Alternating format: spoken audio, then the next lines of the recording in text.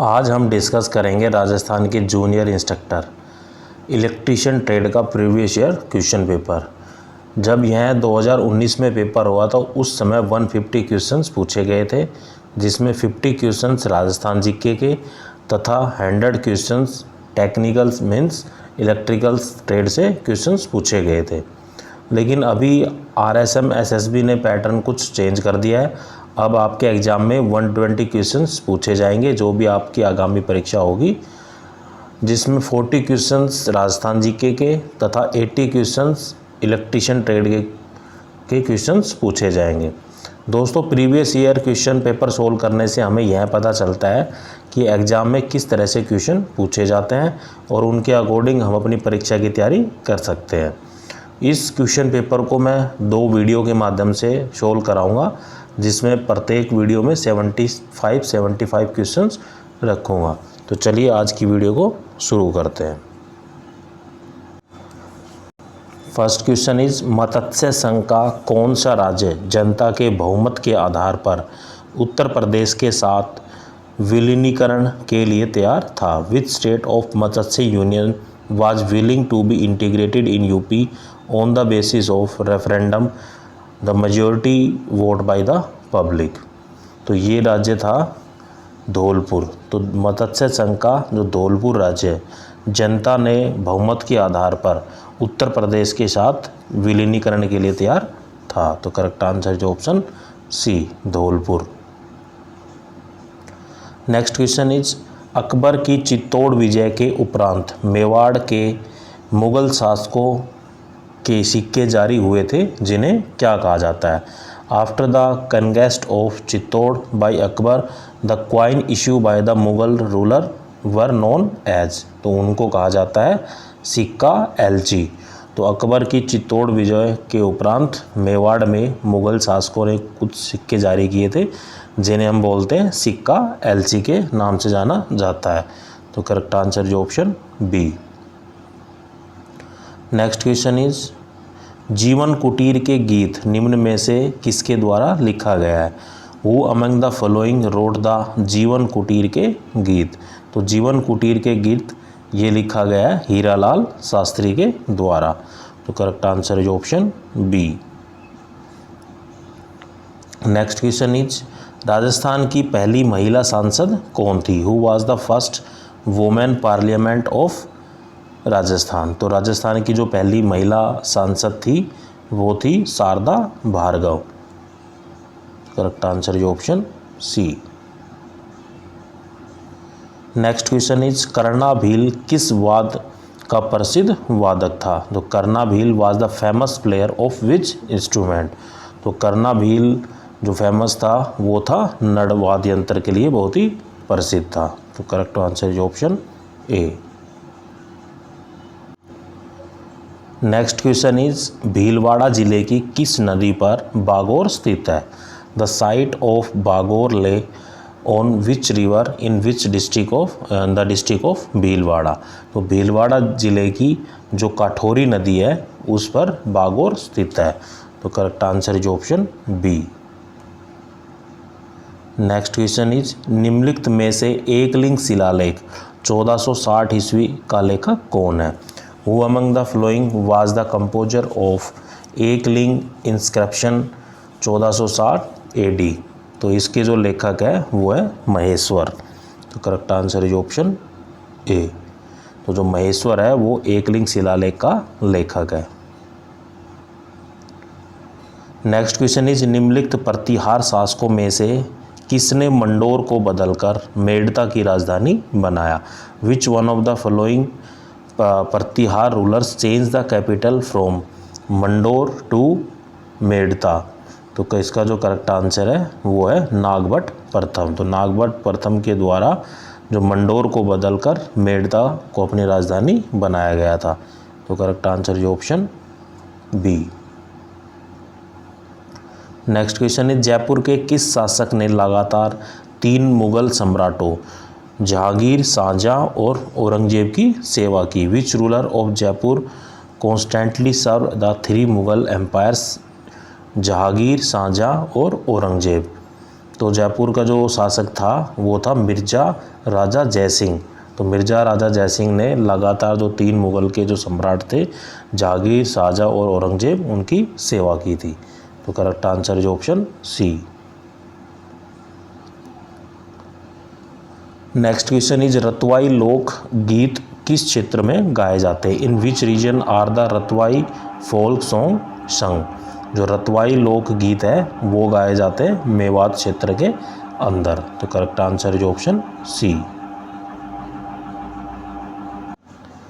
Next question is Jaipur में जो हवा महल है उसका जो निर्माण है वो किसके द्वारा कराया गया था? हु बिल्ट द हवा महल एट जयपुर? तो जयपुर में जो हवा महल है उसका निर्माण सवाई प्रताप सिंह के द्वारा कराया गया था। तो correct answer is option B.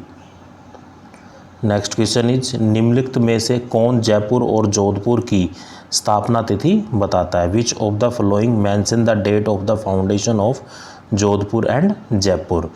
तो जो है जो बाकीदास की ख्याता है वो बताता है कि जयपुर और जोधपुर की स्थापना की तिथि को वह व्याख्यान करता है। तो correct answer is option B, Bakidas की ख्यात। नेक्स्ट क्वेश्चन इज राठौर राजवंश की कुलदेवी कौन है? हु इज़ द कुलदेवी या clean गोडेस of the Rathore dynasty? जो राठौर राजवंश की जो कुलदेवी है वो है नागने चीजी। तो correct answer is option C. Next question is कवि सूर्यमल मिश्रण की रचनाएं हैं वो किस भाषा में? The composition of the poet Suryamal मिश्रण आर इन विच लैंग्वेज? जो कवि सूर्यमल मिश्रण की जो रचनाएं हैं वो हाड़ौती भाषा में लिखी गई है। तो correct answer is option A. Next question is Chandrabhaga का प्रसिद्ध मेला कहाँ लगता है? Where is the famous Chandrabhaga fair held? तो चंद्रभागा का जो प्रसिद्ध मेला है वो लगता है झालरा पाटन के अंदर। तो correct answer is option D. Next question is प्रसिद्ध चित्र बनी ठनी का चित्रांकन किसने किया? हु पेंटेड द फेमस बनी ठनी पेंटिंग? जो प्रसिद्ध चित्र है बनी ठनी की जो पेंटिंग की गई है वो की गई थी निहाल चंद के द्वारा। तो correct answer is option D.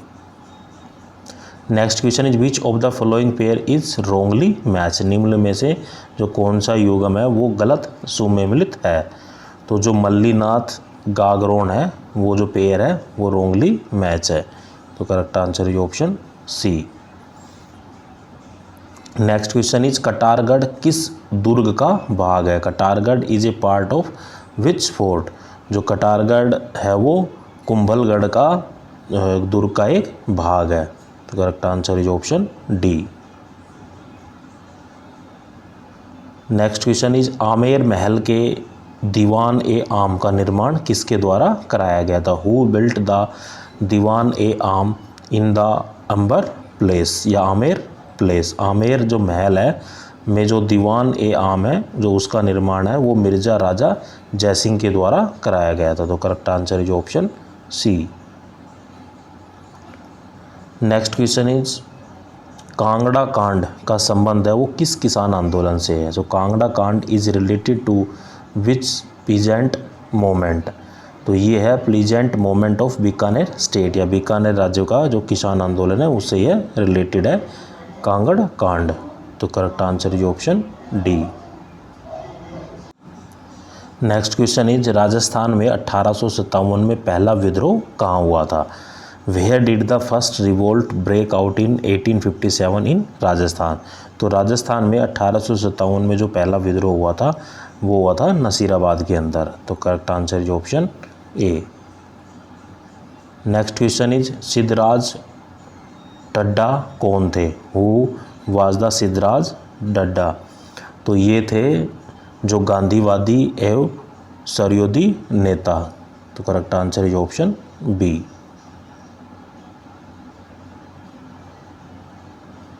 Next question is Kumbh Shyam जो मंदिर है वो किस ज़िले में स्थित है? Kumbh Shyam Mandir is located in which fort? Kumbh Shyam का जो मंदिर है वो स्थित है चित्तौड़गढ़ किला के अंदर। तो correct answer is option A. Next question is Kamadia पंथ की स्थापना किसने की थी? कामड़िया पंथ वाज एस्टेब्लिश बाय, जो कामड़िया पंथ की जो स्थापना की गई थी वो की गई थी रामदेव जी के द्वारा। तो correct answer is option A, Ramdev ji.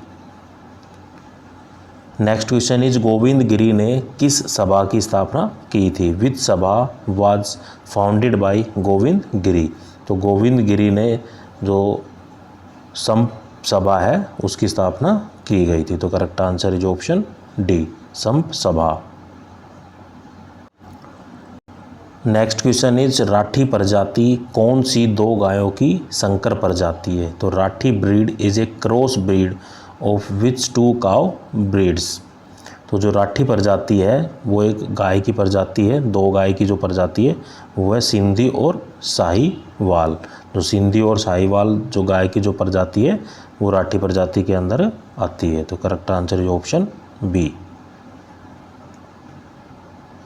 Next question is Rajasthan व डैश की सीमा पर भवानी मंडी रेलवे स्टेशन स्थित है? Bhawani Mandi railway station is situated on the border of Rajasthan and which state? तो राजस्थान और जो मध्य प्रदेश है उसकी सीमा पर भवानी मंडी रेलवे स्टेशन स्थित है। तो correct answer is option B, Madhya प्रदेश।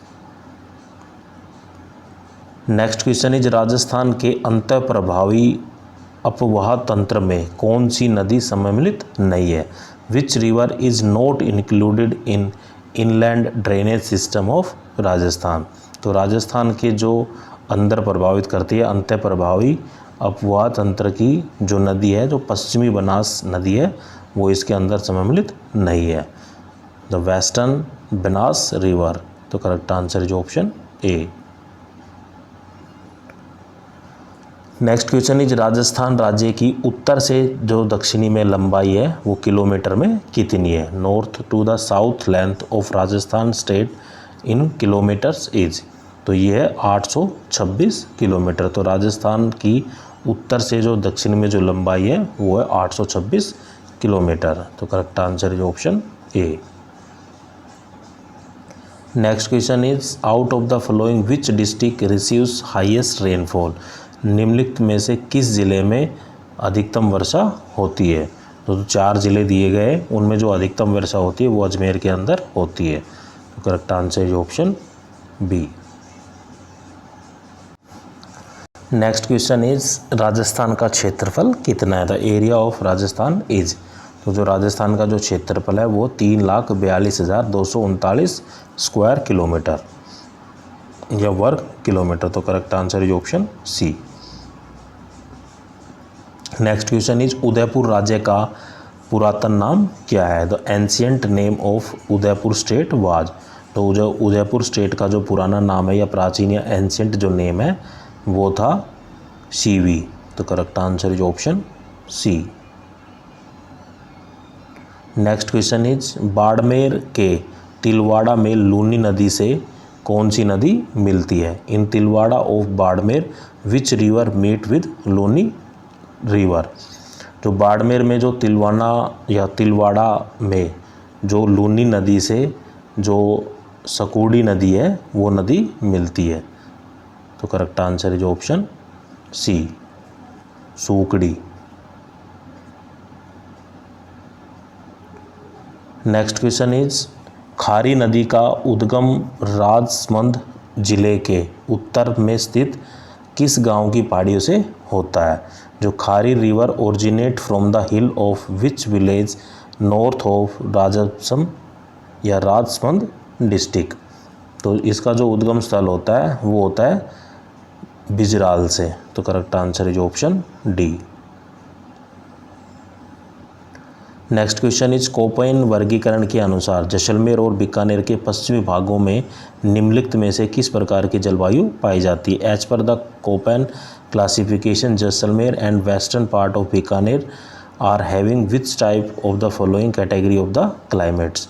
तो जो बीकानेर और जैसलमेर के जो दक्षिणी भागों में जो कोपेन वर्गीकरण के जो अनुसार जो जलवायु पाई जाती है वो पाई जाती है BWHW। तो correct answer is option A.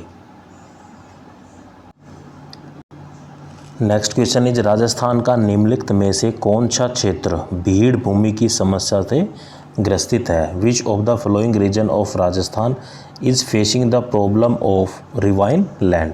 तो राजस्थान का जो चंबल क्षेत्र है वो भीड़ भूमि की समस्या से ग्रस्त है। तो correct answer is option B. Next question is निम्नलिखित में से किसका प्रयोग कब्ज को ठीक करने में किया जाता है। Which of the following is use to treat the constipation. तो निम्नलिखित में से जो ये हमारा अरंडी का जो तेल है वो कब्ज को ठीक करने के लिए काम में लिया जाता है। तो correct answer is option A, custard oil या फिर अरंडी तेल। नेक्स्ट क्वेश्चन इज राजस्थान के तेंदू पत्तियों का उपयोग मुख्यतः किसके निर्माण के लिए होता है। इन राजस्थान जो tendu leaves are mainly use in manufacturing of. Rajasthan में जो तेंदू की पत्तियों का ज़्यादातर उपयोग वो बनाने के जो बीड़ी बनाने के उपयोग में लाया जाता है। तो जैसा कि आपने देखा होगा कि जो बीड़ी बनी होती है वो पत्तों से बनी होती है। जो पत्ता यूज किया जाता है वो होता है तेंदू पत्ता। तो correct answer is option B. Next question is Todgarh Raoli वन्य जीव अभयारण्य राजस्थान के निम्नलिखित में से किस क्षेत्र में स्थित है। जो Todgarh Raoli wildlife sanctuary is situated in which of the following region of Rajasthan. तो ये स्थित है अजमेर, पाली और राजसमंद। तो ताड़गढ़ रावली जो वन्य जीव अभयारण्य है वो राजस्थान के अजमेर, पाली और राजसमंद क्षेत्र में स्थित है। तो correct answer is option C. Next question is blue baby syndrome is related to the pollution of which of the following category of pollutant. निम्नलिखित में से प्रदूषकों को किस श्रेणी का संबंध ब्लू बेबी सिंड्रोम से है। तो ये है नाइट्रस। तो correct answer is option D. Next question is which of the following natural disaster is not presently related to the Rajasthan. Rajasthan का वर्तमान में निम्नलिखित में से कौन सा प्राकृतिक आपदा से संबंधित नहीं है। तो राजस्थान में अर्थक्वेक भी आ सकते हैं, सूखा पड़ सकता है, बाढ़ आ सकती है, लेकिन राजस्थान में कभी सुनामी नहीं आ सकती, क्योंकि सुनामी उस क्षेत्र में आती जहाँ समुंदर लगता हो किनारे। राजस्थान का कहीं आसपास कोई समुंदर नहीं लगता, इसलिए राजस्थान का जो वर्तमान में जो सुनामी जो प्राकृतिक आपदा है उससे कोई संबंध नहीं है। तो correct answer is option D. Next question is निम्नलिखित में से कौन सा फल राजस्थान में मुख्यतः सिरोही जिले में उत्पादित किया जाता है। In Rajasthan which of the following fruit is produce mainly in Sirohi district. तो जो राजस्थान का जो सिरोही ज़िला है उसके अंदर जो फल सबसे ज़्यादा उत्पादित किया जाता है वह किया जाता है चीकू। तो correct answer is option B. Next question is पशु अनुसंधान केंद्र कोड मदेसर कहाँ स्थित है। तो livestock research centre Kodamdesar is located where. जो Kodamdesar livestock research station है वो स्थित है बीकानेर के अंदर। तो correct answer is option C. Next question is Jhalawar जिले में कौन सी परियोजना का निर्माण नहीं किया गया है। विच irrigation project is not built in Jhalawar district. तो झालावाड़ जिले में जो सावन भादो परियोजना है उस परियोजना का निर्माण नहीं किया गया। बाकी जो ऑप्शन है वो झालावाड़ जिले की परियोजना से ही संबंधित है। तो correct answer is option B. Next question is Mahi Bajaj Sagar बांध निम्नलिखित में से किस जिले में स्थित है। Mahi Bajaj Sagar dam is situated in which of the following district. Mahi Bajaj Sagar बांध है वो जो ज़िला है बांसवाड़ा उसके अंदर वह स्थित है। तो correct answer is option B. Next question is Delhi Jaipur Chittorgarh राष्ट्रीय राजमार्ग का नया नंबर क्या है। What is the new number of Delhi Jaipur Chittorgarh national highway. तो दिल्ली जयपुर चित्तौड़गढ़ को जो राष्ट्रीय राजमार्ग है उसका जो नया नंबर है वह है NH48। तो correct answer is option C. पहले इसका नाम था NH8 अब कर दिया गया NH48। नेक्स्ट क्वेश्चन इज सबला लाहौरिया खनन क्षेत्र निम्नलिखित में से किस जिले में स्थित है? तो सबला Lahoria area of mining is situated in which of the following district? सबला लाहौरिया जो खनन या माइनिंग जो एरिया है वो डूंगरपुर ज़िले के अंदर स्थित है। तो correct answer is option D. Next question is which one of the following district is not situated in the sub humid southern plain agro climatic zone? निम्नलिखित में से कौन सा जिला उप आर्द्र दक्षिणी मैदानी कृषि जलवायु प्रदेश में स्थित नहीं है? तो यह है डूंगरपुर जिला, जो कि उप आर्द्र दक्षिणी मैदानी कृषि जलवायु प्रदेश में स्थित नहीं है। तो correct answer is option C. Next question is Rajasthan के किस संस्था ने इसरो अहमदाबाद ने 17 जून 2016 को मरुस्थलीकरण एवं भूमि शरण एटलस का विमोचन किया था? In which of the following institute desertification and land degradation atlas of ISRO Ahmedabad was release on 17 June 2016? तो ये किया गया था AFRI, ये भी एक इंस्टीट्यूट है, इसके द्वारा किया गया था। तो correct answer is option B. Next, which region is highly prone to earthquake in Rajasthan? Rajasthan में जो सर्वाधिक भूकंप संभावित क्षेत्र है वो कौन सा है? तो राजस्थान में जो गंगानगर, हनुमानगढ़ व चूरू है, इसमें क्या है कि जो सर्वाधिक भूकंप आते हैं, ये तो इसलिए क्या है कि भूकंप प्रभावित क्षेत्र इनको घोषित किया गया है राजस्थान के अंदर। तो करेक्ट आंसर इज ऑप्शन इसका आ गया भरतपुर, अलवर और झुंझुनू। तो correct answer is option B होगा। जो भरतपुर, अलवर और जो झुंझुनू जो जिला है राजस्थान के अंदर, उसके अंदर क्या है कि जो भूकंप प्रभावित क्षेत्र है उसके अंदर जो क्या है कि सर्वाधिक भूकंप आते हैं। तो correct answer is option B. तो साथियों, ये जो 50 क्वेश्चन थे ये थे related to the Rajasthan GK. अब हम शुरू करते हैं जो इलेक्ट्रिशियन का जो पार्ट है, जो टेक्निकल पार्ट है, उसको अब हम सोल्व करते हैं। तो जो टेक्निकल पार्ट है उसका फर्स्ट क्वेश्चन है, what is the force between the two small charges spheres having charge 2 × 10⁻7 coulomb and 3 × 10⁻7 coulomb place 30 centimetre apart in air? वायु में एक दूसरे से 30 सेंटीमीटर दूर पर रखे दो छोटे आवेशित गोले का क्रमशः 2 × 10⁻7 कूलम एंड 3 × 10⁻7 कूलम आवेश है, तो इसके बीच है जो बल है, वो फोर्स है, वो कितना होगा? तो जैसा कि आप जानते हैं कि इसका एक फार्मूला होता है, फोर्स इज इक्वल्स टू के है प्लैंक कांस्टेंट, Q1 है चार्ज, Q2 है दूसरा चार्ज, और इन दोनों के बीच की जो दूरी है वो है r²। तो जो चार्ज है, मान लो एक चार्ज यहाँ लग रहा है, एक चार्ज यहाँ लग रहा है, तो इन दोनों के जो बीच की दूरी है वो कितनी है? r²। तो साथियों, आपसे फोर्स पूछी गई है, के की वैल्यू मैं बता देता हूँ, जो स्टैंडर्ड होती है वो कितनी होती है? 9 × 10⁻9 newton metre square per coulomb square. ये होती एयर और वैक्यूम के लिए। तो हमें से यहाँ क्वेश्चन पूछा गया है एयर या वायु के लिए। तो Q1 की वैल्यू दी गई है 2 × 10⁻7, Q2 की वैल्यू दी गई है 3 × 10⁻7 और R की वैल्यू दी गई है 30 सेंटीमीटर। तो 30 सेंटीमीटर को हम क्या करेंगे? मीटर में कन्वर्ट कर लेंगे। क्यों करेंगे? क्योंकि मैंने अभी जो K की वैल्यू बताई थी आपको 9 × 10⁻9 newton metre square per coulomb square है, तो इसीलिए हम इसको भी क्या करेंगे? मीटर के अंदर कन्वर्ट कर लेंगे। तो आप ऐसा करना कि एक चीज़ों में इकट्ठा तो लिख नहीं पाऊंगा, तो आप पहले इसको नोट कर ले। जो फॉर्मूला होता है, जो फोर्स इज इक्वल्स टू के is the constant, Q1 into में Q2 divide by r², r है उन दोनों के बीच की दूरी। अब मैं आपको वैल्यू बता देता हूँ के की। जो के की वैल्यू होगी वो होगी 9 × 10⁻9 newton metre square per coulomb square. तो K is equal to 9 × 10⁻9 newton metre square per coulomb square.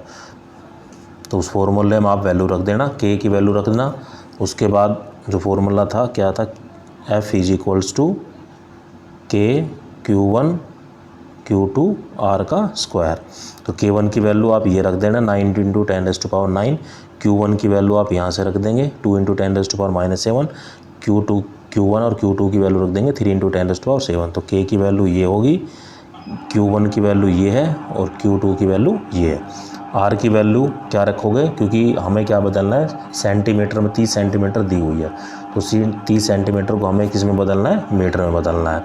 तो क्या करेंगे, 30 गुणा 30 गुणा 10 की 4, क्योंकि 1 सेंटीमीटर में, जो 1 मीटर में कितने सेंटीमीटर होते हैं, 100 सेंटीमीटर होते हैं। तो इसके अकॉर्डिंग क्या हो जाएगा, क्योंकि R का स्क्वायर है, तो 30 गुणा 30 गुणा 10 की 2 एक साइड से आएगी, 10 की 2 एक साइड से, इसलिए 10 की 4। तो R की वैल्यू आप क्या रखेंगे, मैं बता देता हूँ। R = 30 गुणा 30, और जो हमने सेंटीमीटर को मीटर में बदल रहा है उसकी क्या आ जाएगी, 10⁻⁻⁴। तो आप जैसे ही इन वैल्यू को रखेंगे, सारी वैल्यू मैं आपको बता चुका हूँ, जैसे ही सोल्व आउट करेंगे तो आपका आंसर निकल के आएगा 6 × 10⁻³ Newton. Next question is coulomb force and gravitational force follows the same. Coulomb बल और गुरुत्वाकर्षण बल समान किस नियम का यह पालन करते हैं, तो ये पालन करते हैं व्युत्क्रम वर्ग का नियम या इनवर्स स्क्वायर लॉ। तो Coulomb force and gravitational force follow the same inverse square law. तो correct answer is option C. Next question is a network having one or more than one source of EMF is known as. एक या एक से अधिक विद्युत वाहक बल EMF electromotive force स्रोतों से संयुक्त जाल है, वो क्या कहलाता है। So a network having one or more than one source of EMF is known as active network या सक्रिय जाल इसको कहा जाता है। तो correct answer is option B. Next question is the two resistance R1 and R2 are given या combined resistance 4.5 ohm when connected in series. अगर दो रेजिस्टेंस R1 और R2 को जब हम सीरीज में जोड़ते हैं तो उसका रिजल्ट आता है 4.7 ohm. When they are connected in parallel, जब हम इन पैरेलल में इन दोनों को रेजिस्टेंसों को R1 R2 को जोड़ते हैं तो अब हमारा रिजल्ट आता है 1 ओम। देन द रेजिस्टेंस R, तो जो R1 है R2 है क्या होगा। तो इसको हम क्या है कि सोल्व कर सकते हैं ऑप्शन के अकॉर्डिंग। तो आप देखोगे कि जैसे ही हम दो रेजिस्टेंस को जब सीरीज़ में काउंट करते हैं तो क्या करते हैं हम R1 + R2। तो ऑप्शन से किन्हीं भी दो रेजिस्टेंस को जो जोड़ करोगे, मान लो ऑप्शन सी का आप जोड़ करके देखो, तो जो ऑप्शन सी का जोड़ करोगे 1.5 + 3 तो कितना हो जाएगा 4.5।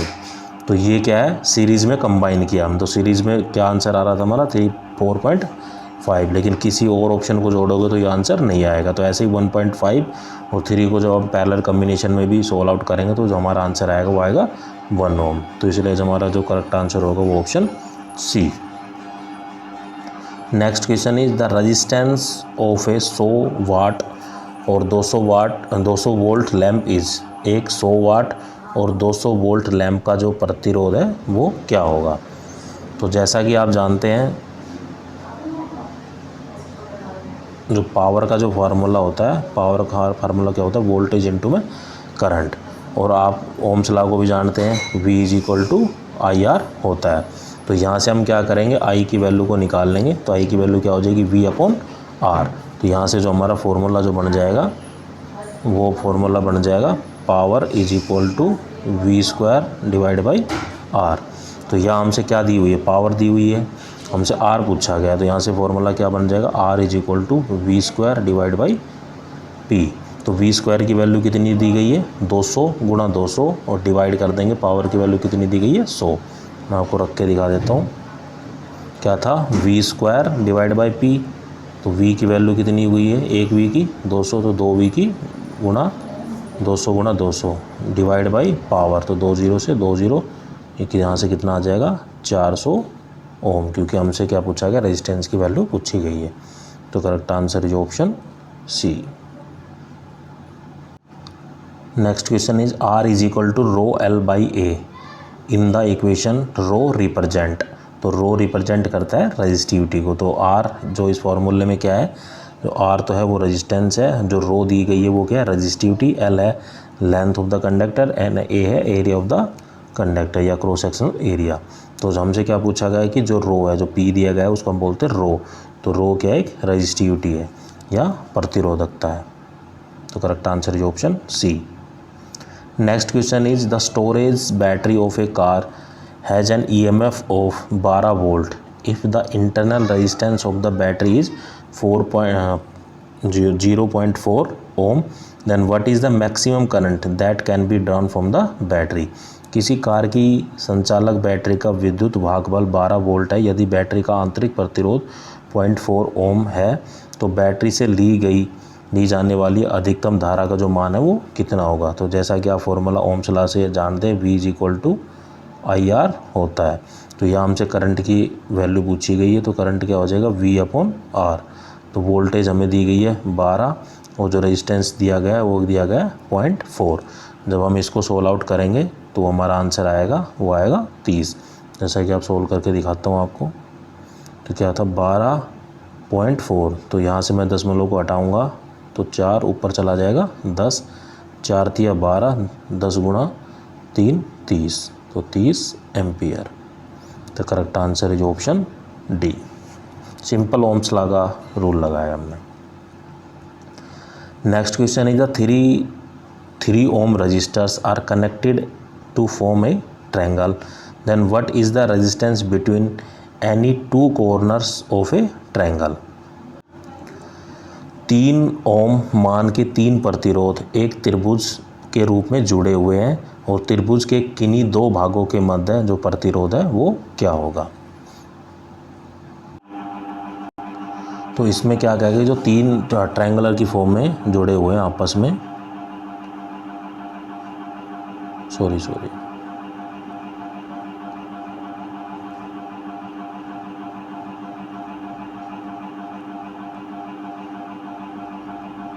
और प्रत्येक की वैल्यू कितनी है 3 ओम। तो इस तरीके से जुड़े गए। तो ये पूछ रहा है कि what is the resistance between the any 2 corner of a triangle. मान लें हम 2 कोणों को ले लेते हैं, इसका नाम रख देता हूँ मैं A, इसका रख देता हूँ B। तो ये जो 3 ओम है, ये जो 3 ओम है, आपस में दोनों कैसे कनेक्टेड है, सीरीज़ में कनेक्टेड है। तो आप पहले नोट डाउन कर लेना इस चित्र को, मैं सीधा ही सोल्व आउट करूँगा क्वेश्चन को। जो ये 3 ओम है, ये 3 ओम है, दोनों आपस में क्या है, सीरीज़ में कनेक्टेड है। जो इनका जो रिजल्ट आएगा वो और ये दोनों आपस में किस में कनेक्ट होंगे, पैरेलल कॉम्बिनेशन में कनेक्टेड होंगे। तो पहले हम सोल्व करेंगे सीरीज़ में। तो जो R इक्विवेलेंट होगा वो होगा R1 + R2। तो R1 की वैल्यू 3 है, R2 की भी वैल्यू 3 है, तो टोटल कितना आ जाएगा 6 ओम। ये 6 ओम है, जो थर्ड लेयर थी 3 ओम, उसके क्या है, पैरेलल में है। तो यहाँ से R इक्विवेलेंट क्या हो जाएगा, R इक्विवेलेंट = 1/R1 और 1/R2। नाम चेंज भी कर सकते हो, R1 R2 मैंने अगर पहले कह दिया तो आप R3 और R4 भी कह सकते हैं, या R1 R2 ये अपनी समझ के लिए। तो जब मैं इनकी वैल्यू रखता हूँ तो क्या आया था 1/6 और दूसरे का था 1/3। जब इनको एलसीएम लूँगा मैं तो 6 आएगा, तो ये आ जाएगा 3/6 मतलब 1/2। तो R इक्विवेलेंट कितना आ जाएगा, उसका रेसिप्रोकल कर देंगे क्योंकि ये पैरेलल कॉम्बिनेशन में। तो कितना आया 2 ओम। तो correct answer is option C. Next question is which of the following lamp will have least resistance at room temperature. निम्नलिखित में से कौन से लैंप का जो कमरे का तापमान है वो निम्न प्रतिरोध पर होगा। तो जैसा कि मैंने अभी थोड़ी देर पहले आपको पावर का जो फॉर्मूला बताया था, P = VI। तो यहाँ R नहीं है तो R में हम कन्वर्ट कर लेंगे। तो P = V ओम्स लॉ से, क्योंकि ओम्स लॉ क्या होता है, V = IR होता है। तो यहाँ से I की वैल्यू हम निकाल लेंगे, तो क्या हो जाएगा V/R। तो यहाँ से पावर का फार्मूला क्या आ गया, P = V²/R। तो यहाँ हमें पावर की भी वैल्यू दे रहा है, वोल्टेज की दे रहा है, रेजिस्टेंस की वैल्यू हमें पूछ रहा है। तो हमें चारों ही ऑप्शन पुट करके देखने पड़ेंगे और जिसमें रेजिस्टेंस की वैल्यू कम आती है तो वो हमारा आंसर होगा। जैसे पहला ऑप्शन है 200 वाट 220 वोल्ट, तो पावर की वैल्यू हम 200 रखेंगे, यहाँ रखेंगे वोल्ट 220 और आर की वैल्यू फाइंड आउट करेंगे, कुछ निकल के आएगी। इसी तरीके से इनकी वैल्यू रखेंगे, इसी तरीके से इनकी, इसी तरीके से इनकी। तो जिसकी वैल्यू कम आएगी रेजिस्टेंस की तो वो हमारा आंसर होगा। तो ये जो आंसर निकल के आएगा यहाँ, ये होगा ऑप्शन ए। तो करेक्ट आंसर है 200 वाट और 220 वोल्ट पर जो हमारा जो रेजिस्टेंस निकल के आता है वो सबसे कम आता है। Next question is the 3 register 2 ohm, 4 ohm and 5 ohm are combination in parallel, then what is the total resistance of the combination। तो जैसे ही हम पैरेलल कम्बिनेशन में जोड़ते हैं तो क्या होता है कि R equivalent is equal to 1/R1, 1/R2, 1/R3। तो यहाँ हमसे सब की वैल्यू दी गई है। क्या वैल्यू दी गई है?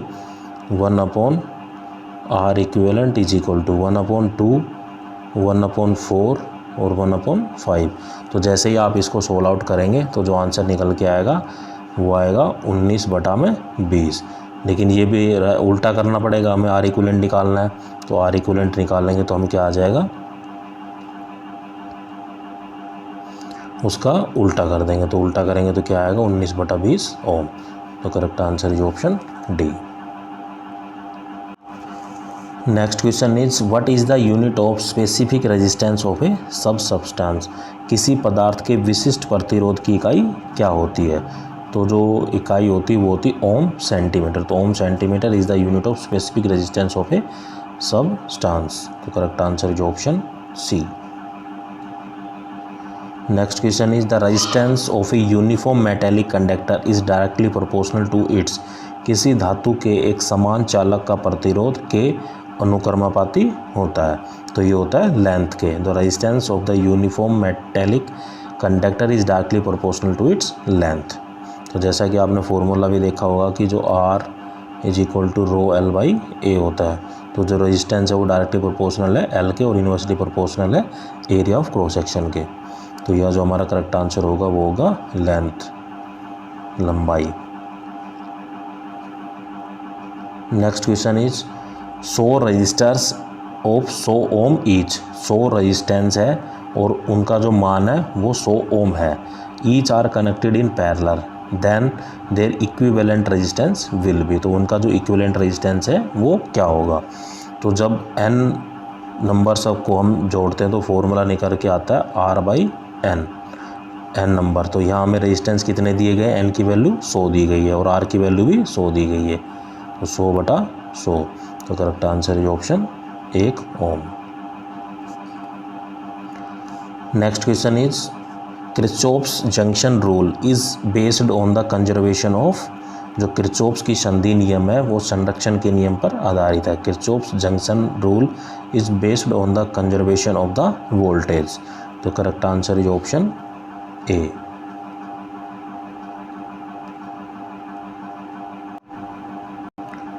Next question is calculate the value of the R in the following circuit. जो एक परिपथ है उसमें हमें R की वैल्यू बतानी है।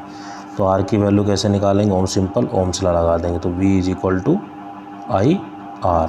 तो यहाँ वोल्टेज की वैल्यू दी गई है 70, R की वैल्यू हमें पूछी है और A की वैल्यू दी गई है 2। तो जैसे ही वैल्यू रखेंगे तो जो हमारा आंसर आएगा वो आएगा 35। तो मेरे अकॉर्डिंग 35 आंसर है, लेकिन जो आंसर की दी गई है उसमें जो ऑप्शन दिया गया है वो इसको करेक्ट माना गया है। लेकिन मेरे अकॉर्डिंग क्या है कि जो R की वैल्यू आई वो 35 ओम आई।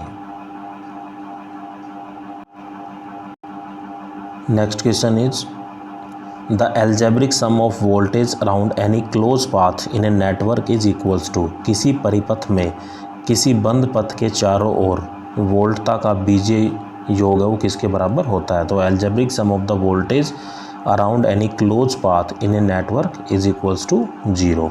तो correct answer is option D. Next question एक जंक्शन दिया गया, जैसा कि आप जंक्शन में देख पा रहे हो। In the given diagram the relation between the current according to the Kirchhoff's current law. जो करंट लॉ के नियम के अनुसार क्या होगा? तो जो किरचॉफ्स लॉ का जो करंट लॉ वो कहता है कि ये जो जैसे जंक्शन है इसको हम बोलते हैं जंक्शन, जहाँ पे हम सारे करंट है वो मिल रहे हैं। तो जंक्शन की तरफ जितने करंट आ रहे हैं उनका सम और जंक्शन से बाहर की तरफ जितना करंट जा रहा है उनका सम है वो आपस में बराबर होगा। तो जंक्शन की तरफ कौन कौन से आ रहे हैं? I2 आ रहा है, I3 आ रहा है और I4 आ रहा है। तो I2 plus I3 plus I4 ये किसके बराबर होंगे? जो जंक्शन से बाहर की तरफ जा रहे हैं। तो जंक्शन से बाहर की तरफ कौन कौन से जा रहे हैं? वो जा रहा है I1 और I5। तो इसका अकॉर्डिंग जो ऑप्शन करेक्ट होगा हमारा वो होगा ऑप्शन डी।